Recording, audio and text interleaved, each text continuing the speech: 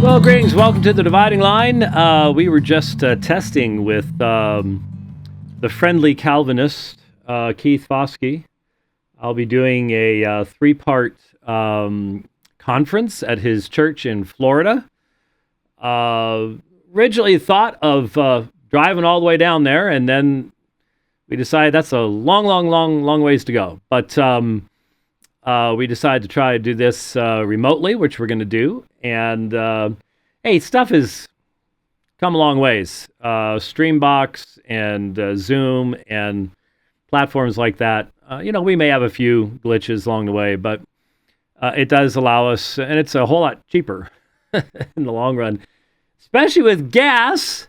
Oh my goodness, I wasn't really paying attention as I was driving around the past couple of days, but I had to fill up that beast that I drive. It's got a 36 gallon tank of diesel fuel, which was costing $4.39 today. That'll probably go back down after, well, the Iranian Navy is already gone, but they only had 11 ships anyways. So, I hear people talking about the entire Iranian Navy has been wiped out. Well, there were 11 ships. Some of them had outboard motors. What do you want? Yeah. And then I haven't verified this, but I guess they got the next Ayatollah too. Seriously, number 3, I think 2 hours after he was elected, and not the one you already heard about, the one who replaced him. And I had seen a really funny thing with him. Somebody put him in a red Star Trek shirt. It's been determined that this is what the man's enemies do. We elect him. Yes. If you want to get rid of somebody, elect him Ayatollah of Iran. He'll be gone within 2 hours. Wow. Yeah, you think that there's some people on the inside in Iran, maybe, possibly. They've probably got people on the inside all over here too, with the Democrats doing what they're doing. Speaking of Democrats, got to start off the program today. We've got to address this issue. There's just absolutely no two ways about it. I saw this guy a few weeks ago. James Talarico is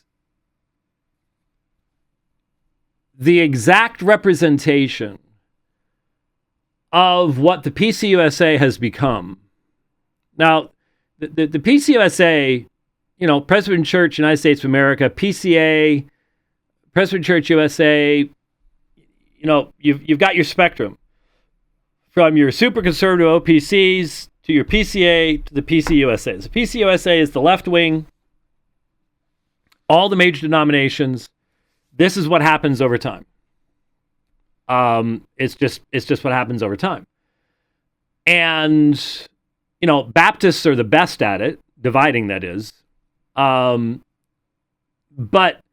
there are times when it's absolutely necessary to divide. When the OPC broke off and Westminster formed and J. Gresham Machen, so on and so forth, absolutely necessary. This is where that redeemed Zoomer guy is just completely out to lunch. And he's a child.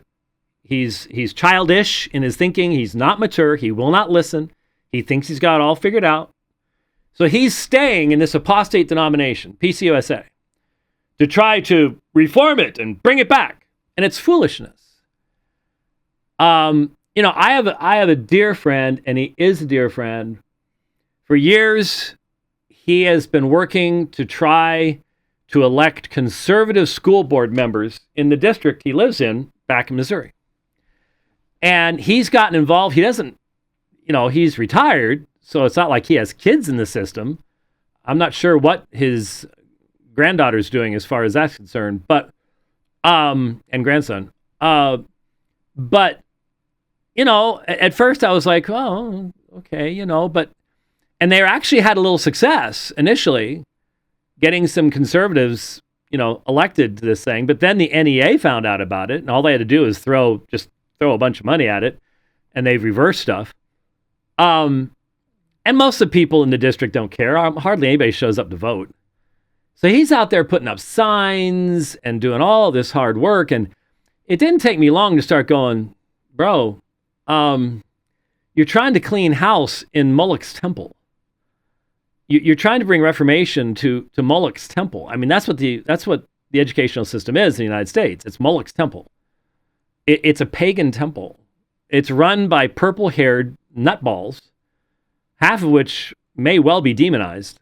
And you're not going to bring reformation there, not through the political system. It's just not going to happen. Put your effort into homeschooling. Put your effort into Christian schools. You know, the necessary alternatives. And he's still at it, still doing his thing. Even though I've been very straight up front, especially now. I've been very upfront with him. It's like, dude, that windmill ain't going down no matter how many times you ride at it on your horse. And it's the same thing, trying to quote unquote reform the PCUSA. Now, Redeemed Zoomer, or whatever his name is, Zoomer Redeemed, I don't know, who cares? He doesn't have the theological background to be a reformer in the first place. He doesn't have a foundation. But still, it's absolutely necessary when a denominational structure is captured by people who are making it very, very clear this denomination is going to fundamentally deny the authority of Scripture in all aspects of life. And that's always where it starts. You go back to any of the mainline denominations. You know, I remember my dad, he used to say, son, I remember when I was young, man, there were some Methodist preachers that could just preach the gospel. I mean, they were just strong as can be. And there were. And my debate with Barry Lynn in 2001 was at a PCUSA church. It was one of the last conservative PCUSA churches trying to take a stand.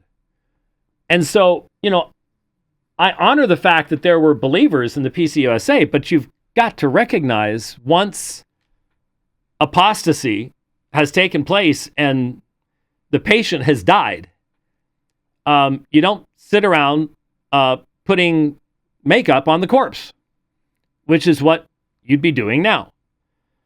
And so the first place that you can see the apostasy is in the seminaries.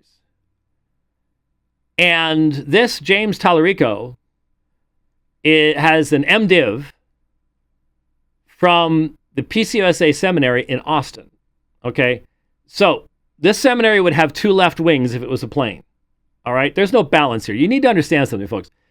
Conservative seminaries read liberals and respond to them. Liberal seminaries do not even know that conservatives exist. They never read any of their books. They never engage in any of their arguments.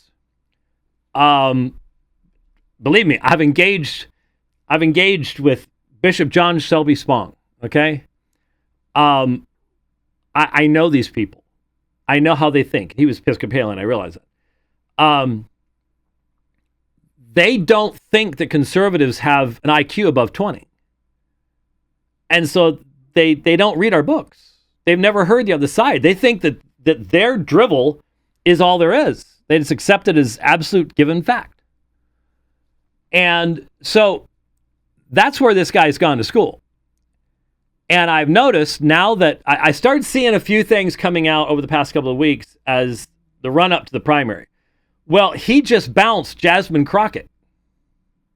He defeated her. He's going to be the Democratic nominee for Senate in the state of Texas. And now, starting yesterday, and especially today, this absolute flood of video, because he's never met a camera he doesn't like.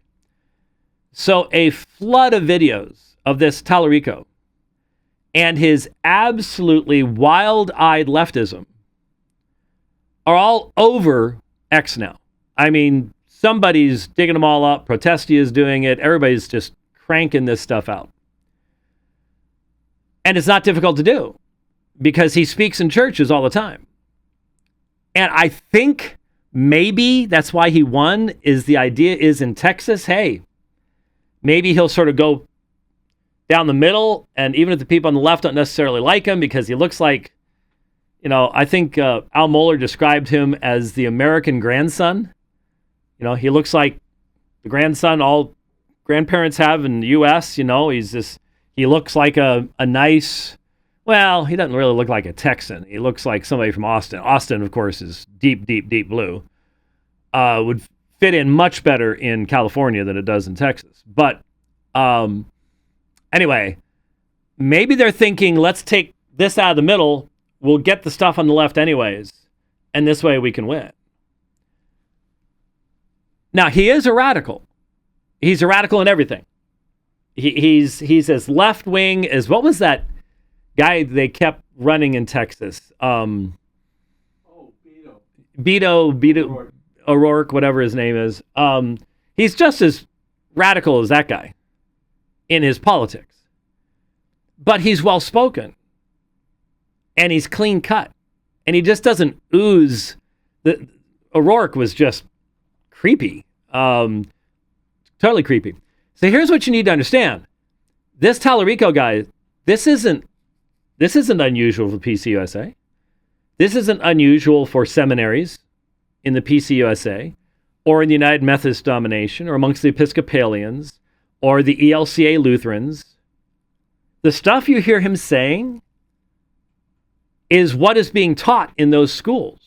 This guy, if you understand where he came from and that he's not really unusual, you'll understand all those rainbow-stoled priestesses standing in Lutheran churches, Presbyterian churches, Episcopalian churches, United Methodist churches, behind a pulpit, saying the same radical, idiotic stuff.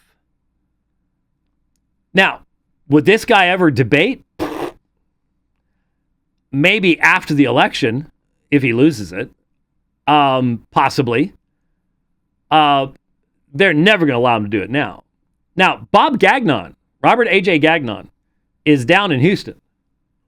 And so, I actually said on YouTube this morning, well, maybe since they're both in Texas. Well, what does it mean they're both in Texas? Texas is larger than most European nations. So that doesn't really mean anything. But I can guarantee you, I haven't talked to Bob, but I know Bob well enough. If Talarico was willing to debate, and I mean a real debate, not one of these, fashion shows that they call debates, but if Talarico was willing to debate, Bob would debate him in a heartbeat. And it would be an absolute slaughter. And the funny thing is, Bob Gagnon wrote his work on homosexuality while a member of the PCUSA denomination. Long time ago, but yeah. So that might be something, maybe that might get him through the door. I'd love to see it happen. Really would.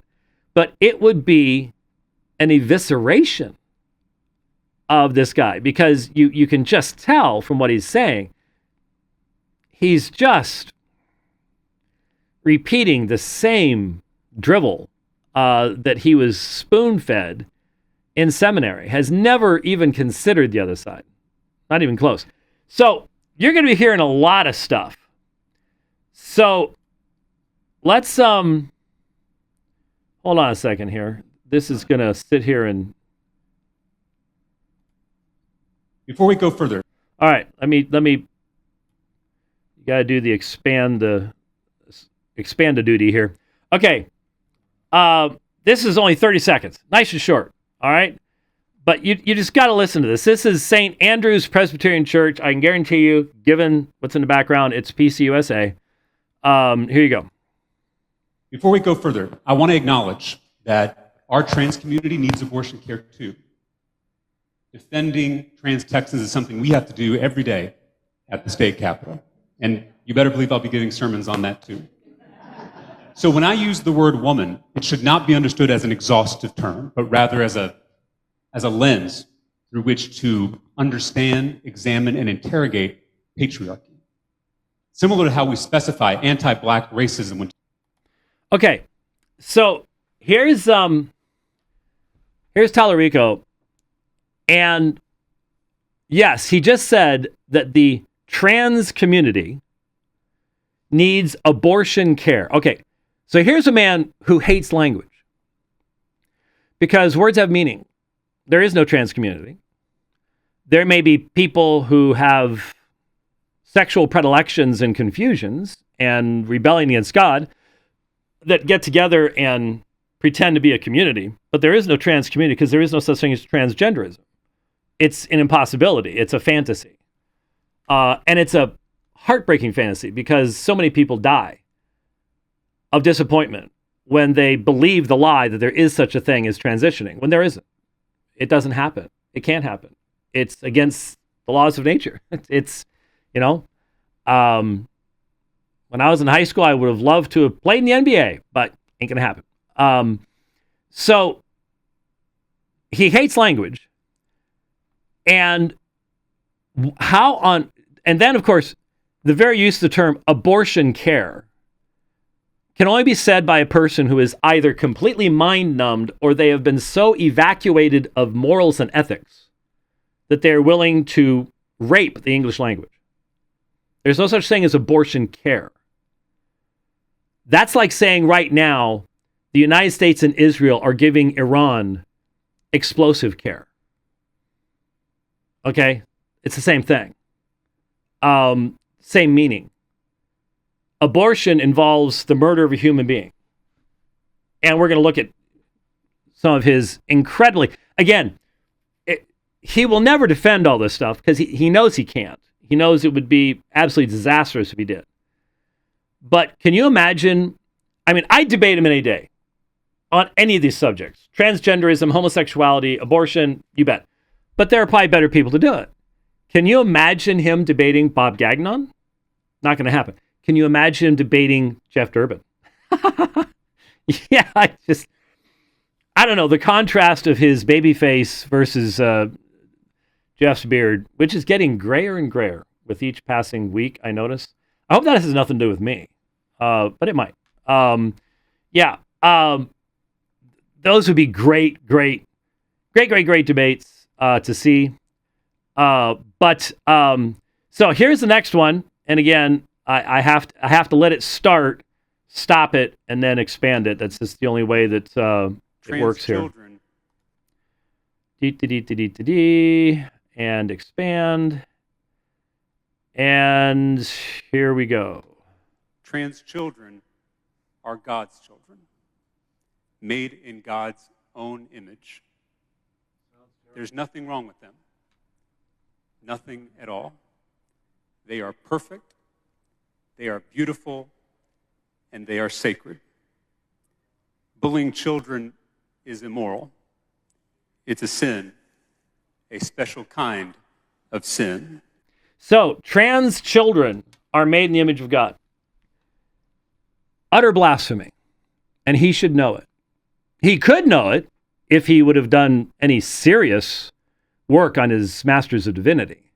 But again, when you're in a leftist seminary, you are not encouraged to read widely or read historically. The very sin and blasphemy of transgenderism is that it denies the image of God in mankind. It denies to God his right to determine his own creation. Jesus himself said from the beginning he made them male and female. That are the only categories. That's it.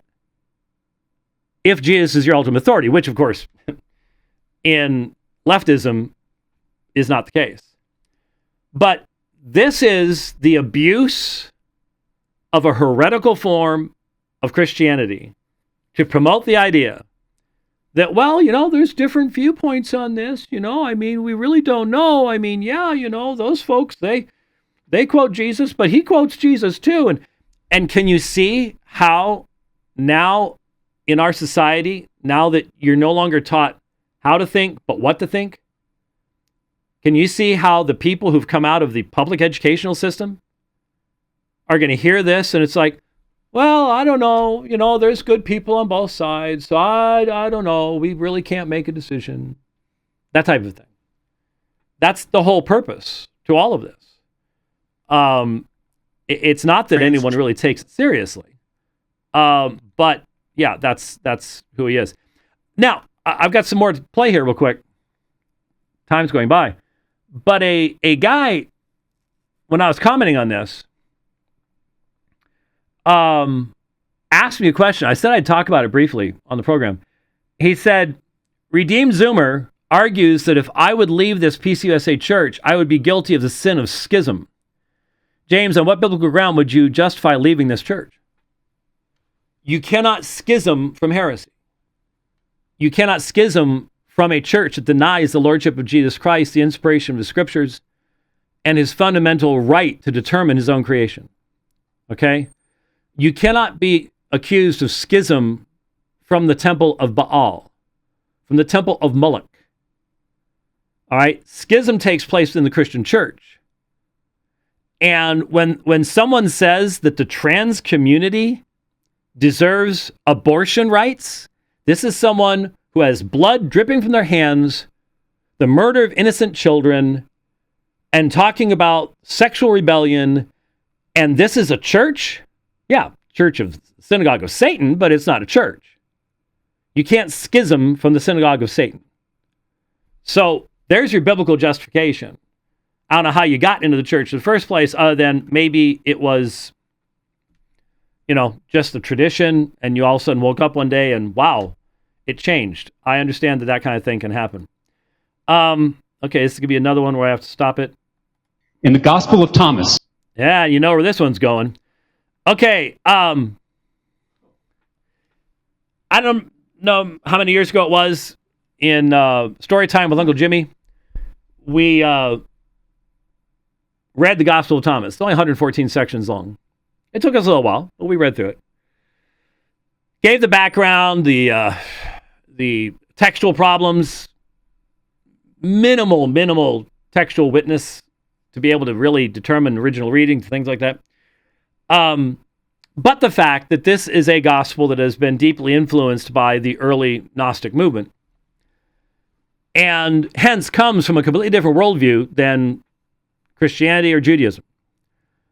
And then the Judeo-Christian worldview, which actually used to have meaning, and now people write books because they're so dumb they don't understand what the meaning was in its original context.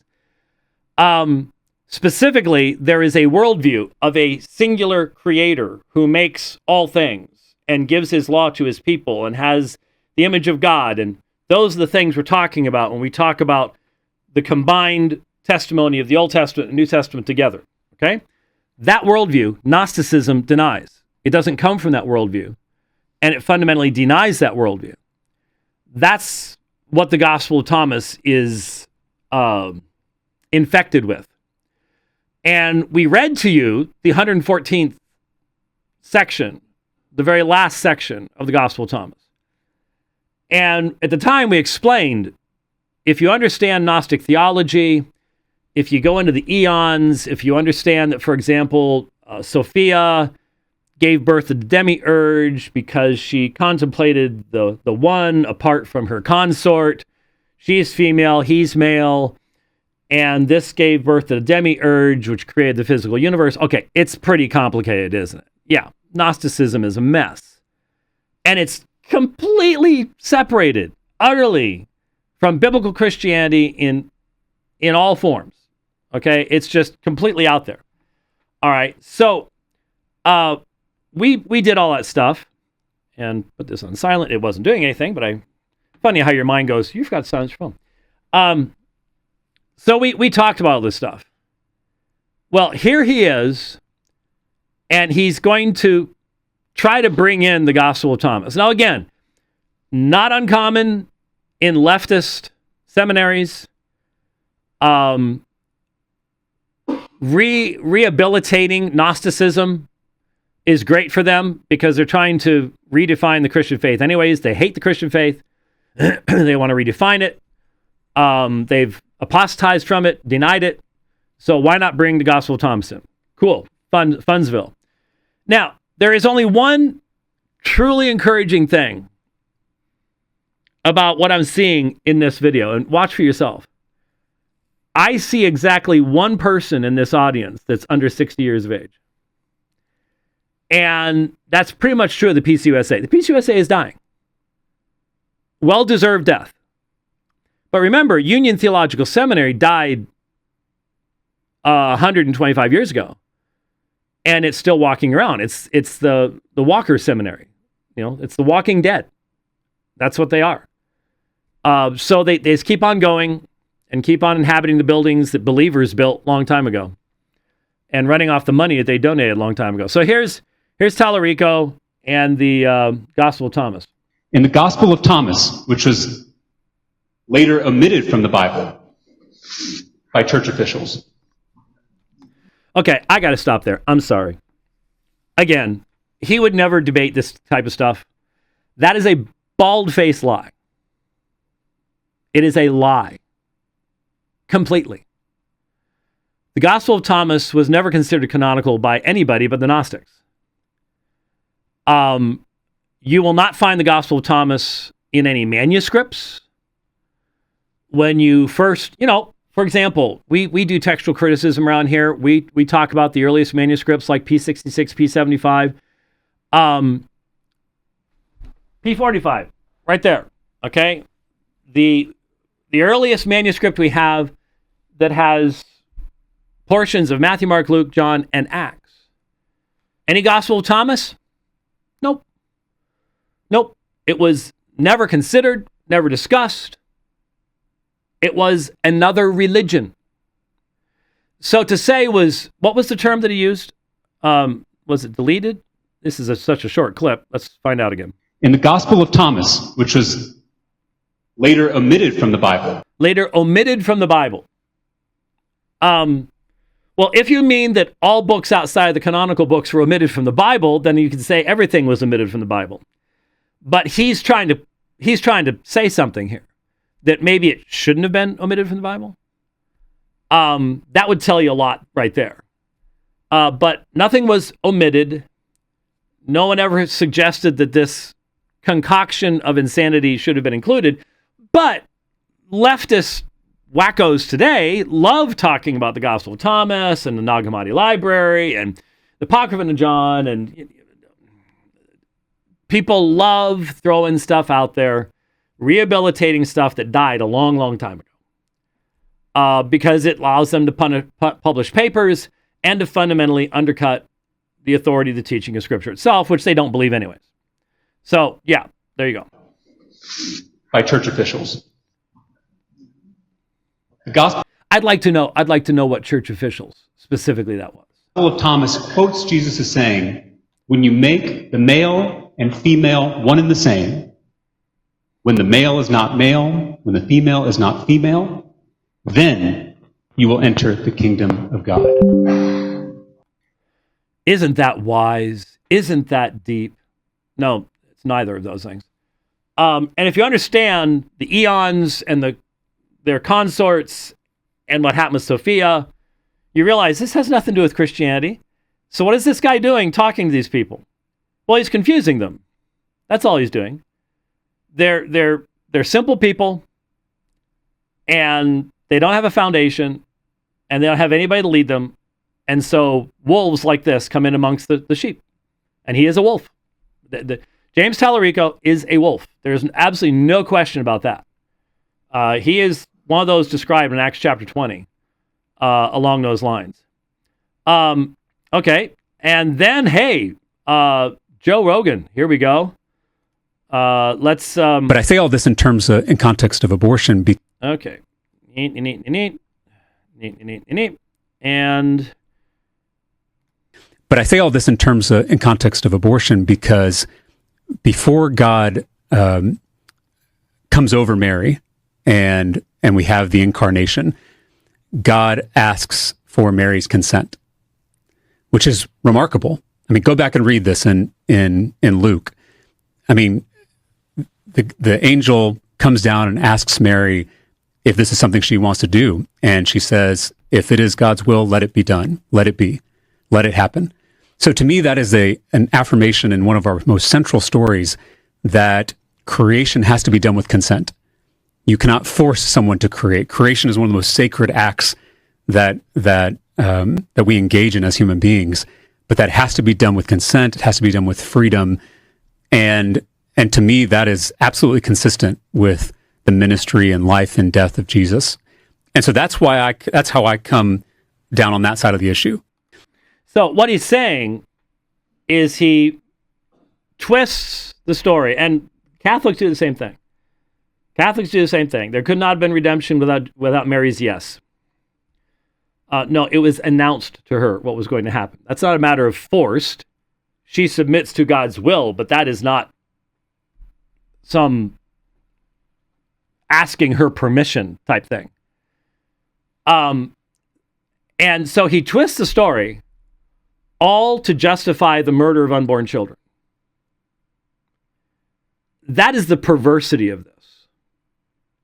They know that they cannot win the battle if you recognize the humanity of the unborn child. They can't. And so they constantly focus upon the woman. And then they treat the sex act as if it's just an automatic given. Everybody gets to do that whenever they want to, in whatever context they want to. And so that's the place of choice. Okay? That's why a rapist should be executed. Capital punishment. Done. Not 20 years later, 20 days later. That's why it should happen. I mean, you see this stuff going on right now? Did you see the story? A guy murdered a woman at a bus stop. He had been arrested 131 times. 131 times. And now she's dead. And he will not be executed. He will be given 3 squares a day, and if he decides he's female, the taxpayers will have to pay for breast implants. That's how insane this culture has become. That's how under God's judgment. You want to talk about being turned over? There it is. This Talarico is the example of how God is turning this culture over to its own self-destruction. But the choice is at the point of consent in regards to intercourse, not once the child exists. That's a separate body. That's a separate human being. We know this. We know this theologically. We know this philosophically. We know this scientifically. That's a different body. It's a different genetic code. We know more about the developing child than any generation before us has, and that's why we have blood all over our hands, is because we have no excuse. The womb has a window now. We have 3D color movies of the development of the child in the womb now. They didn't have that 100 years ago. We have it now. We have no excuses. None. Zero. So that's where the choice is. Not in the choice to murder. And you have to be a moral and ethical pygmy to not understand that. You have to be so compromised in your worldview. And here is a religious man that claims to be a follower of Christ, and yet he can hold a worldview that is the exact opposite of Christ, and consider that a good thing. Consider that a good thing. You know, I can't help but remember, I've seen Bob Gagnon debate one time in Scottsdale when he debated Dr. Kirk on this subject, not abortion, on homosexuality, and whether Presbyterians should be an affirming group. And I'll never forget, I've told you the story before, but just to remind you, Kirk stood up there and he had already said that the reason we should see homosexuals as our brothers and sisters in Christ is because just as when the gospel went out to the Gentiles, that involved the Holy Spirit opening people's hearts and minds to this new thing that he's doing. And the new thing that he's doing now is he's expanding beyond what they understood in the first century. And so he's expanding beyond Paul. He's expanding beyond 1 Corinthians 6 and 1 Timothy 1 and Romans 1. And all that was back then, but the Spirit's moving beyond that. And then in the back and forth, he literally said, and we need to remember, Jesus was a first century Jew. And so he was limited in his understanding to that of a first century Jew. We have to get past that. Okay? There's this garbage, this heresy from hell. There it is. When you got to get past Jesus, yeah, that tells you something right there. It really, really does. All right. How many more of these do I have? I have... I got 2. I'm just going to end up taking more than half the program. Sorry about that. But I think this is important. I mean, my own state has sent 2 wackos to the Senate. We can't get anything done. The legislative branch of the government of the United States is worthless. That's my opinion. It'll never accomplish anything. All they do is go up there and pass bills that never end up as law. The Republicans, worthless. The Democrats just hate America, and they'll do everything to destroy it, and are pretty close to accomplishing their goals right now. And so the legislative branch is dead, which is why the executive has taken over. And we can't survive this. The left will take over the White House again, and at that point in time, all future elections will be irrelevant. That's my opinion. That's what I see coming. But who you send to the Senate is sort of important. And when you send people like this who are crippled ethically and morally while claiming to hold the higher ground, that impacts all of us. This election in Texas impacts all of us. So, yeah. For me, prophetic voices. Okay. Thankfully, these are all really short. This is like 13 seconds. I like that. But man, this guy's going to, I would like to hope that eventually he's going to go, man, I wish I hadn't opened my mouth as often as I did in front of a camera. But here we go. For me, prophetic voices like Jesus have helped me reckon with my own whiteness, my own masculinity, my own certainty, my own ego. It's a never-ending process, and it's a painful process. Prophetic voices like Jesus. Yeah, my own whiteness. Yeah, it's a horrible disease. So he sees a racist, a real kind of racist. Not the fake racist, but real racist. That would talk about whiteness. That experience. And this last one here, this last one is 1 minute and 23 seconds long. Ooh. But this one tells you some stuff too. So we'll finish up with this one and get back to the debate. That experience radicalized my mom. She became an activist for women's rights, volunteering with Planned Parenthood and TARAL, the Texas Abortion Rights Action League. And I remember going to the TARAL offices after school because mom was helping to organize their big annual event, Celebration of Choice. Now that word, choice, that word meant so much to my mom. Choice meant consent. Choice meant power.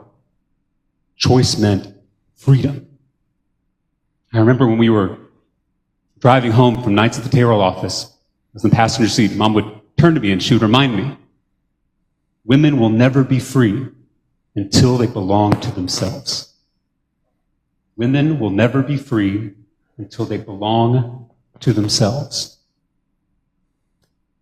The disagreement about the legality of abortion is not a disagreement about life. It's a disagreement about personhood.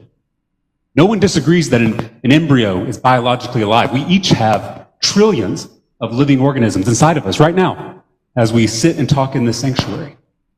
So the question is an embryo a legal person whose rights trump those of a woman? I'm having to be self-controlled here. This man is so vile. This worldview is so vile. Hatred of language, the twisting of language.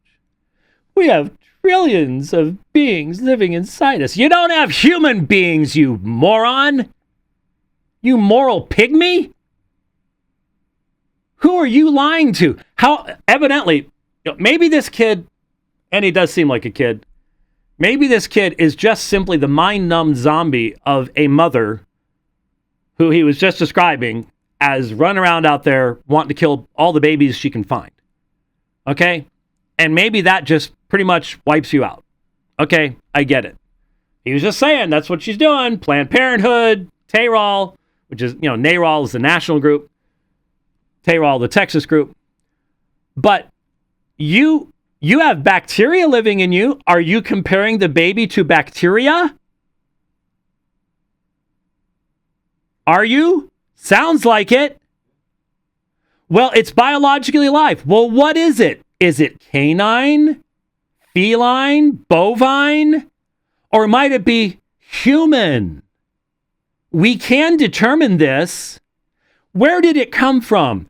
Oh, it came from the sex act of a male and female human. That makes it a biologically alive human. Oh, wow. We finally figured it out, didn't we? We've known it all along. We've known it all along. You have to go through a lot of schooling and years of wiping your brain of common sense to come up with this kind of thinking. Come up with this kind of vile, destructive thinking. It is disgusting. It truly is. Now, we see this. There's nothing new here. This stuff has been being said all along. But now we see it with a little more clarity because this guy wants to go to the Senate and make us listen to this kind of anti-Christian drivel being presented as the Christian faith for 6 years, minimally. You want that? Well, looks like it could happen. Let's not forget, he has a predecessor, Adrian Warnock. Well, yeah, Adrian Warnock. And almost nobody said anything about Adrian Warnock because he was the wrong color. And because of the time of COVID and everything else. So, the baby's rights trump those of a woman? How about of a mother? Oh, we don't want to talk about mothers. You see, once you kill that baby, she doesn't cease being a mother. She's just the mother of a dead child. Oh, my goodness. What a world we live in. The evil around us is truly astonishing. And, those of you in Texas, what are you going to do? What are you going to do? My understanding is that the Republican candidate is a moral mess. It's just a horrible moral mess. So this guy's probably going to win, despite all this stuff. Another situation where you're left with nobody to vote for. And that is an example of God's judgment on a nation. That's all there is to it. We could see Texas go blue. We really could. We really could. And if that happens, well, kiss all that, for a long, long time, people were going, oh, you tired of winning yet? Man, we're winning. Oh, blah, blah, blah, blah, blah, blah. We weren't winning in any of it. Because it didn't come from the heart. It didn't come from repentance. It didn't come from a changed understanding of the world. That's not winning. That's a Band-Aid on a gunshot wound. Okay? That's not going to do anything. It's not going to do anything. What? What's going on here? All of a sudden, my following thing went crazy. And just in, President Trump has changed his Truth Social post where he suggested that children should be allowed to transition genders with approval from their parents. Yeah. Oh, look at this. Before it said no transgender mutilation surgery for children without the express written approval of the parents. Now, no transgender mutilation surgery for children. I'm sorry. When you can make Paula White your White House faith leader, you don't have a Christian worldview. You don't have a Christian morality. You don't. And Trump doesn't. Can we at least be honest about that? Can we at least say that that's the case? Some people don't seem to think that you can do that. Okay, well, I didn't expect to spend that amount of time. But when you hear someone claiming to be Christian, I had PCUSA professors at Fuller Theological Seminary, but that was in the 1980s. PCUSA was way to the left by then, but not where it is now. And one of my favorite professors, he was sharp, good. He was even good at expressing a range of perspectives. He knew I was a conservative. He never made me feel badly about that. He always interacted with me, and not in a condescending way either. He knew I was listening. I've told you the story. He was the one, my Pentateuch teacher, where he had to write the reviews. Remember, I've told this story. Algo has heard it 20 times now. Where you had to write reviews of these commentaries, and my review of Gerhard von Roth's commentary on Deuteronomy, you had to put the positives and the negatives. The only positive thing I come up with in the commentary was this book had a very nice binding. I got a 98 on the review because when I criticized it, I demonstrated I had read it. I don't think that would happen at Fuller today. No possible way. But it did happen back then. So yeah, that was good. Anyway, so I had most of the professors there. In fact, the last class I had at Fuller was an ethics class. And at one point in that class, the professor came out from behind the podium, sat down in a chair, turned it toward mine, and we debated abortion in front of the whole class. So that's how far to the left my initial seminary education was. And so I learned to take the meat and spit out the bones in that type of a context. And so, but I've always wondered, once you get to this point, why'd you even bother to talk about Jesus? You don't believe what he taught. You're embarrassed by his claims. You're embarrassed by his actions. You're embarrassed by his law. You're embarrassed by his disciples, his apostles. You're embarrassed by all of it. Why even bother? And the only answer is it's a plague on the nation. There is no clear Christian testimony in the United States today. Every time End Abortion Now goes to a state legislature to testify and bring the gospel to bear, all the other side has to do is bring in their PCUSA ministers, their United Methodist ministers, their Episcopalian ministers, and say, we're the mainstream denominations. We're the respectable denominations. We're the denominations that are dying and disappearing and won't be here in 30 years. But there you go. That's what it's all about. So, yeah. Okay. I'm going to go ahead and address this because we've only got 11 minutes left in the program anyways. This is really weird. There was a guy. Let me see here if I can find the original. Probably won't be able to find it here. Because there's been some back and forth on this subject. But someone referred to Taco Talks. And evidently, Taco Talks is a Christian apologist, non-Roman Catholic. And I'm sorry, I've never heard of him. I've asked other people. Had you ever heard of Rich? I've asked a bunch of other people, have you ever heard of this guy? Nobody. So I looked at his YouTube channel briefly. And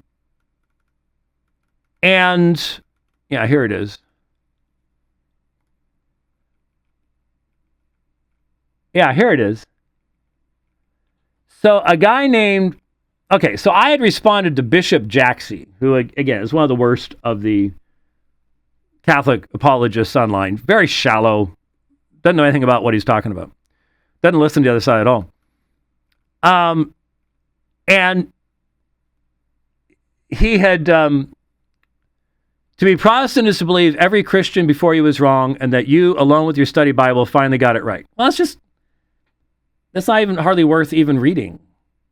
That's not serious. He hasn't read Good, Whitaker, Calvin, anybody. He's just an ignorant person trying to get clicks. The internet's full of it on both sides. The internet's full of it. And so I had said, just a reminder of how shallow most Romanist ex-apologists are. Just note the past few dividing lines where we listened and interacted with the Heschmeyer-Hansen debate for sufficient rebuttal of this childishness. And yeah, that's just the current example. We have interacted with history, Roman Catholic teaching, papacy, Joe Heschmeyer's claims, Irenaeus, Ignatius. Here were the three offices. Nope, there weren't three offices, not the way you understand them. We had gone through all that and doing it with Mormonism too. So in other words, we demonstrate a knowledge of the positions that we critique. And Bishop Jaxie, that he has no knowledge of the positions he critiques. It's just surface level childishness. So someone, I think named Catholic Maximus, said, you can't deny that Bishop Jaxie has a point here, sir. Have you not seen the post by the current leader of the Protestant movement that goes by the name Taco Talks? And I'll add that he's a Calvinist like yourself. And I'm like, he's the leader of the Protestant movement? I didn't know we had one. What is the Protestant movement that he's leading? Who elected him? And so I tracked the guy down. If he's 30, I'd be surprised. He's young. And I haven't had time to listen to his stuff. I mean, the few things I listened to seemed all right, but I don't know. I'm sorry. I'm not trying to put the guy down. I'm really not.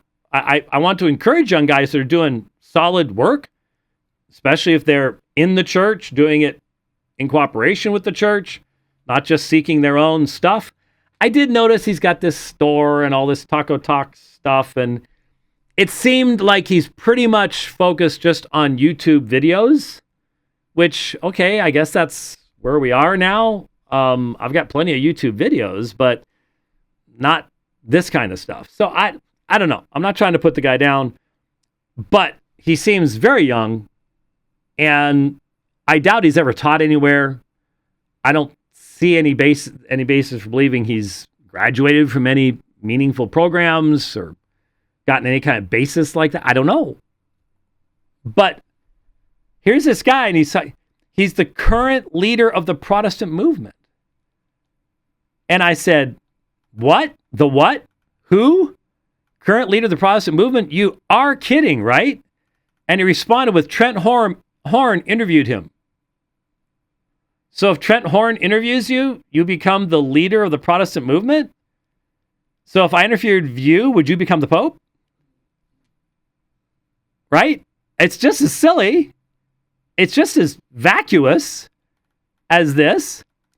And so this guy named Guerrilla Lawyer says, well, he's got more social media followers than you. He makes a lot of noise. Accuracy isn't his concern. Historically, that's been plenty sufficient qualification for many leaders past, secular or otherwise. Okay, so your social media following is how you become the leader of a church now? So we need to find who has the most followers on X, and they're the new pope? No more conclaves, no more cardinals, right? It's just, I mean, people really think like this. They honestly do. And some guy even made reference to some kind of, and then I responded to this. Says, you're arguing credentials. I'm describing influence. Same rules as always. Attention sets the agenda. The medium changed. Presidents get elected by writing it. Governments have been toppled by organizing through it. Refuse the medium, forfeit the audience, opt out, get voted out. Well, what an interesting view of the church. What an interesting view of the Protestant movement, whatever in the world that is. I have no earthly idea what that is. There is no such thing. I mean, that's just a fiction. You couldn't define it if your life depended on it. But that's where we are. This is the kind of thinking of our society today. The number of followers you've got determines your truth. If Grok agrees with you, then you must be speaking the truth, right? I mean, it's just like I look at this kind of stuff and I scratch my head and I go, I'm outside of a massive work of regeneration. I don't see how we can avoid the takeover by the technocratic autocrats. That we already know what they did to us during COVID. We already know that there are people who did horrible, horrible things, resulting in the deaths of a lot of people I know. They'll never be held responsible. They'll never be held accountable. They suppressed data. They suppressed medical results. And they'll do it again because they're still in control. No one will hold them accountable. That looks like judgment to me. That's a good description of being turned over to the enemy of your soul. And so, forgive my negativity. I'm just being a realist. And everybody's like, well, but God's still in control. I know God's still in control. He was in control the day before the Black Plague broke out, people. Wasn't he? Yes, he was. And he brought judgment on half the population of Europe. Didn't he? We seem to forget these things. We don't want to be reminded of it. There's the question of how many followers Jesus had?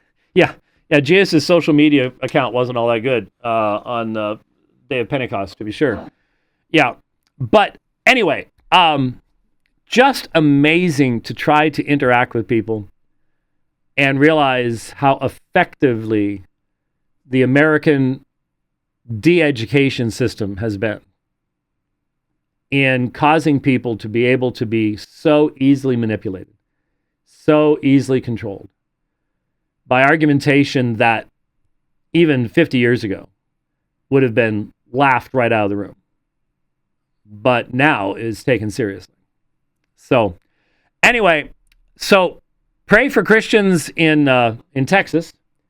You guys especially have an opportunity here. The things he's bringing up are important things. Address them directly. Don't apologize for what the word says. Lay it out there. His position is incoherent. It is indefensible. Read the Gospel of Thomas for yourself. Demonstrate what its historical background is. And tell people. Use it as an opportunity. Only way to do it. Only way to do it. I think that's the way to get things done. All right. Well, I wasn't going to spend the whole program on that, but we've still got the Sermon on the Grove to do. We've still got the rest of the cross-examination to do. We will get back to it as time allows. Thanks for watching the program today. We'll see you next time. God bless.